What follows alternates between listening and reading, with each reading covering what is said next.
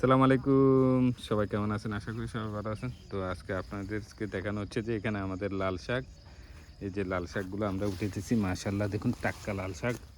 হুম, তো এখানে আমার ভাতিজায় দেখা গেছে যে ইয়ে করতেছে, এই আপনার লাল শাকগুলোকে আপনার বান্ডেল বানাইতেছে। তো আজকে আপনাদের সামনে কিছু বলবে আমার ভাতিজা। আসসালামু আলাইকুম ভাতিজা, ওয়ালাইকুম কী আসসালাম, অবস্থা? কি অবস্থা? এই তো আছি আলহামদুলিল্লাহ। তো কী করতেছে এগুলো? এই লাল শাকগুলো বেনতেছি। লাল হ্যাঁ, শাক সিজনে ভরপুর হয়েছে ইনশাল্লাহ, আচ্ছা। মাশাল্লাহ। তো এগুলা কি মার্কেটে কিরকম এগুলা চাহিদা আছে? না, বাংলা প্রবাসে শাক সবজির চাহিদা বেশি থাকে না, প্রবাস ভালো থাকে। আচ্ছা, রেট ভালো, হ্যাঁ? আর হইতেছে এগুলো হচ্ছে লাভজনক ফসল। এগুলো আপনি যদি একবার করেন তাহলে 2 থেকে 5 বার তুলতে পারবেন। তাহলে মনে করেন যে চার এটা পাঁচবার হারভেস্ট করা লাভজনক যায়। ফসল, এবং কি এর বীজ কিনতে এত একটা বেশি পয়সা খরচ হয় না।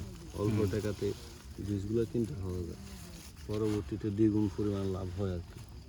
আর এটাতে সময় মানে এত একটা বেশি লাভজনক লাগে না। জিনিস, একবারে আপনি রোপণ করলে কয়েকটা বার হারভেস্ট করা যায়, দাফে দাফে উঠাতে ধাপে পারবেন, ধাপে উঠে যায়।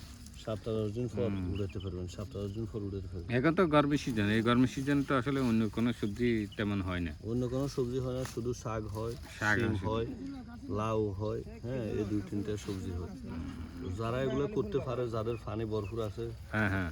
এ, তারা এগুলো করলেই ঠিক আছে। আর যাদের পানি নাই তারা এগুলো করে কোনো লাভ হবে না। হ্যাঁ, তো এই যে দেখুন এখানে আমরা আবার পালং শাকও লাগাইছি।